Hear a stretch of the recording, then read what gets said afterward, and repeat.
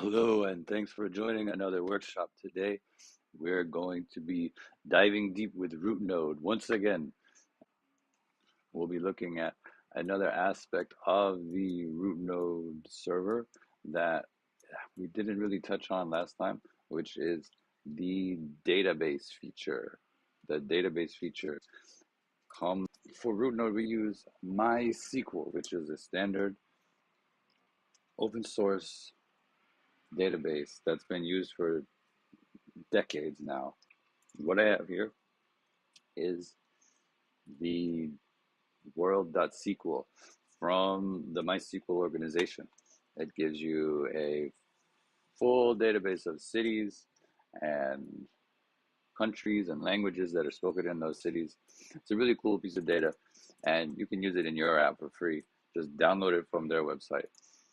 It is dev.mysql.com, and here we got some other databases too, like Sakila and Airport DB. We're using World DB today. And to get the copy of that onto our web server, to our root node server, we just simply copy the link,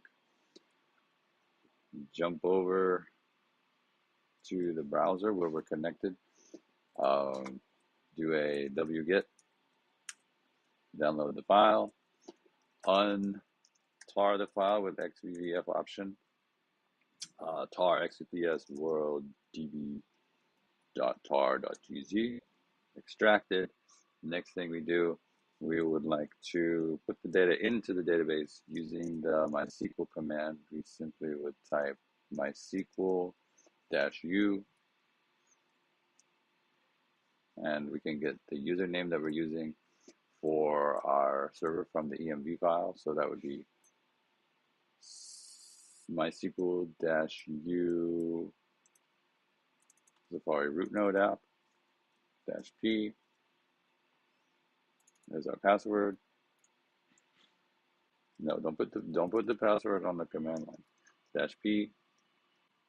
I'm typing that command down here at the bottom. Down there.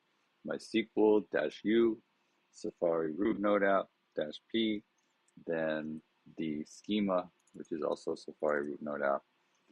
And then we do a redirect the data from world db/world.sql. Oh, and I think that did it. So let's log it. Okay, close out of this terminal.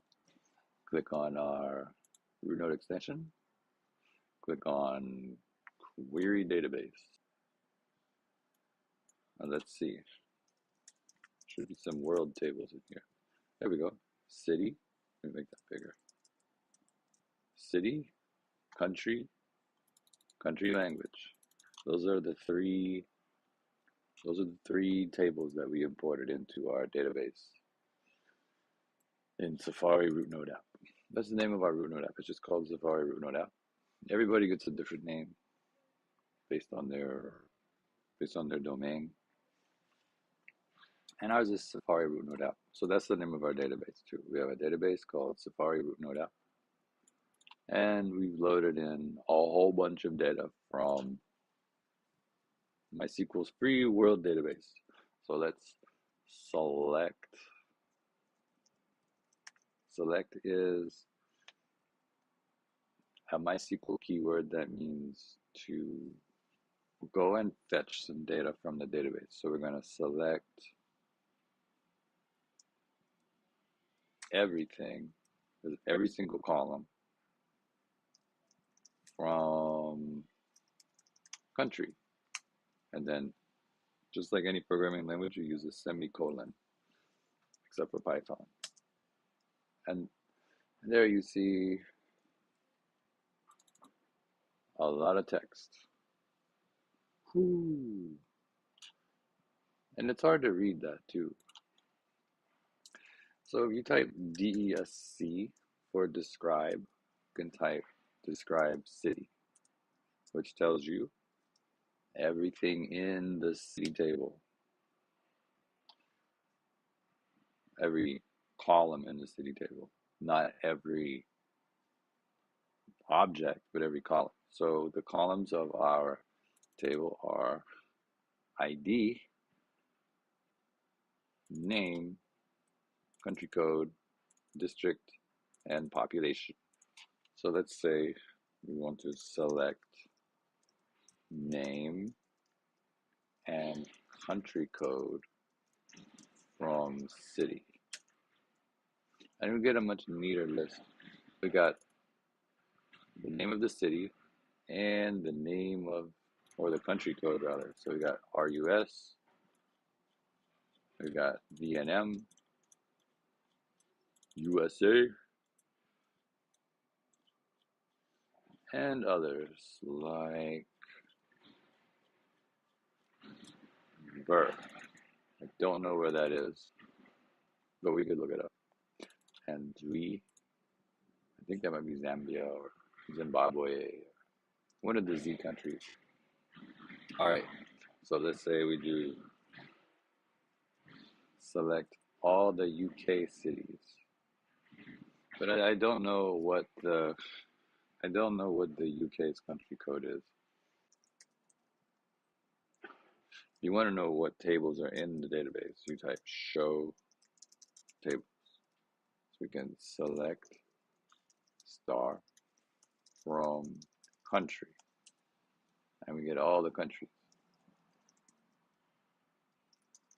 And every column with the country too. So it's too much data to parse through. So let's say we want to look up just the name of the country and the code.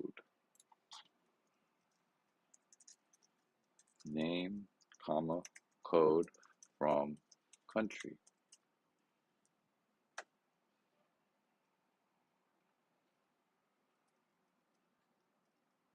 And SQL is case sensitive. Except for the keywords. Most people make them uppercase. I like them uppercase, so uppercase them. It makes it feel more mysterious. So the United States is USA.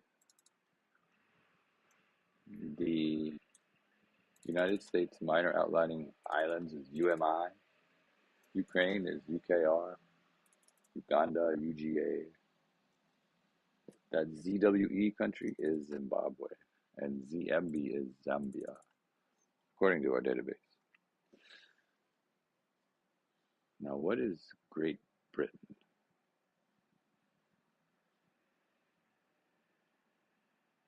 You notice that this data is completely unsorted. So you have the J's with the K's, and the S's with the K's, and the L's with the S's. It's totally unordered. So let's add another keyword. Select name, code, from. So we have select from. Then we're going to add another thing here. Order by name. And now they're alphabetized. And we see UK right there, GBR. That's what it is. So let me go back to that query. Order all the cities in GBR. Select name from city where country code equals GBR. And these are all the cities listed for the UK. Newport, Preston, Stockport, Slough, Colchester, Crawley, Gillingham, Eastbourne, St. Helier, Worcester, and Solihull. 81 cities listed for the UK. So what else is in this database? There's cities, countries, and country languages. So let's see, let's find all the cities in the world that speak English. So first, we'll describe country language, and then we'll select language from country language. And these are all the languages There's English, Afrikaans, Hungarian, and there's English again. So every country has all its languages here. And I think since this is a join table, every country could potentially have more than one language. So let's see. So we select country code from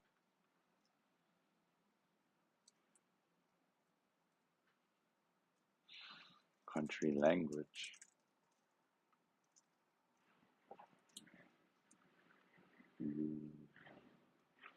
And we want to know if they have more than one language. We could say group by country code. And then we'll add the count. So we can see all the number of languages that each country has. And we're back to using the country code, which is kind of hard to know what country it is unless you know the international standards. And I could guess that JPN is Japan and IRN is Iran, but I don't really know. So what you can do now, going even further into SQL, we started doing aggregate functions here with count and group by. Let's do a join. So we're going to inner join country. So we're creating a connection between two tables now. We're going to join country on. We got to give our table a name, C. C dot country code equals, and we'll give country language the name CL, equals to CL dot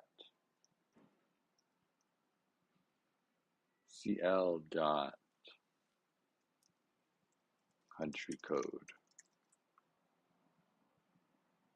And I only want the name of the country. So C dot name.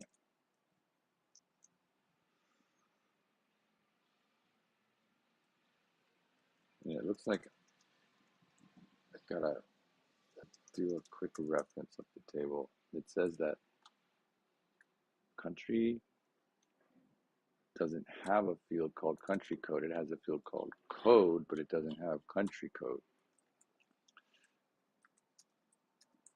So we'll do this. We'll say C dot code equals to CL dot country code. And here's our list. Slovakia, Slovenia, Sweden. Now we know for sure. And it says that they speak 12 languages in the United States. I could see that. And let's see which country speaks the most languages. We did order by already, so we'll do order by CT. Because our aggregate function doesn't have a name yet, so we'll give it one. Call it CT.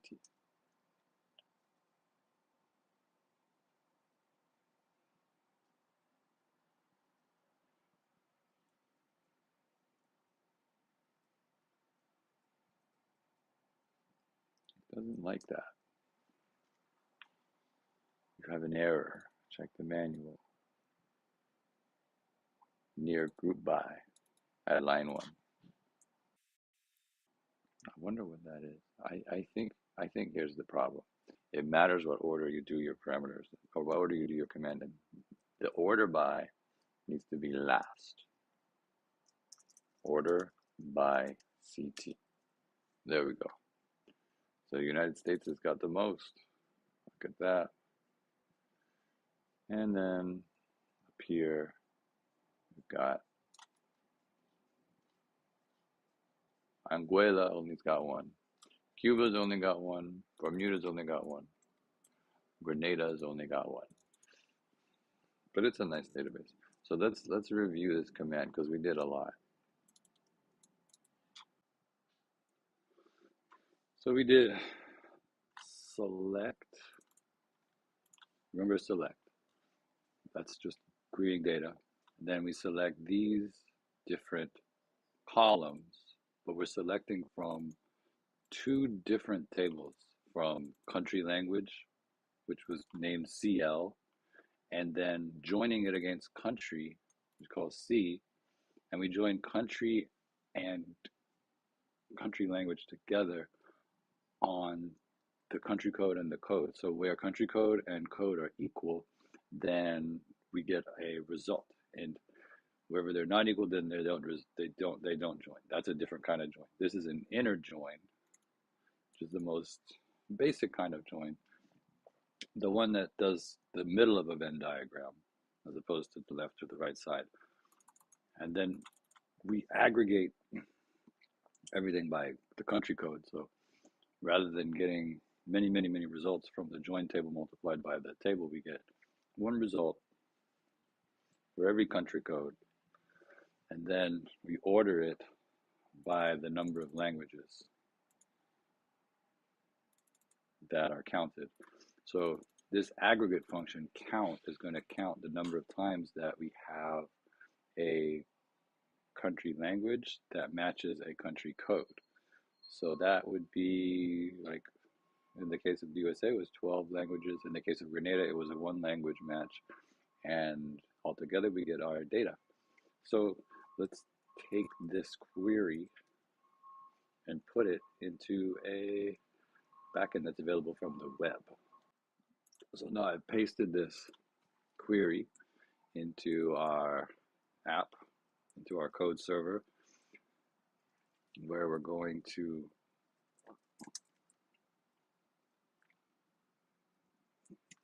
use that query as a string, just like that. Const SQL equals to our query, and we're going to pass that string into db.query SQL, SQL, as some call it. And this function will return a promise. Let me get the line numbers. It's going to return a promise. And the promise, if it fails, here we see rest send 500. And if it's good, then we'll send the first item in the array of results. And let's see, I'm gonna make that more. So the rows is actually equal to results 0 using the MySQL adapter that we have set up. The first index into this array is going to be like the actual data. And just so that this data doesn't like fire hose us when we pull it down, let's put limit 10 into our query. So we're only get the top 10 countries. All right. So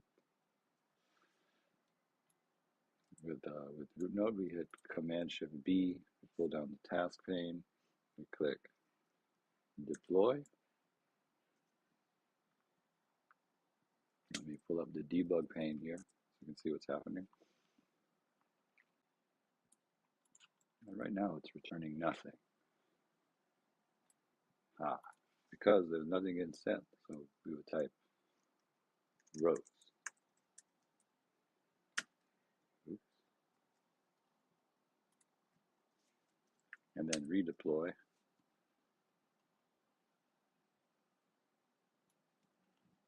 App restarting. That's the power of NodeMon. Here it is in the console. You can pipe it through JQ and get something a little cleaner.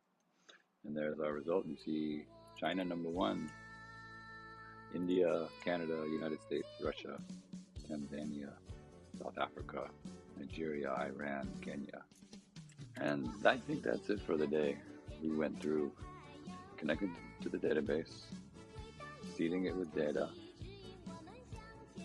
querying the data, and then putting our data into an application to be served on the internet. Oh boy, I hope that you learned something today, and I hope that you're as excited about using SQL to build your own applications as I am. Thank you for watching, and have a nice day.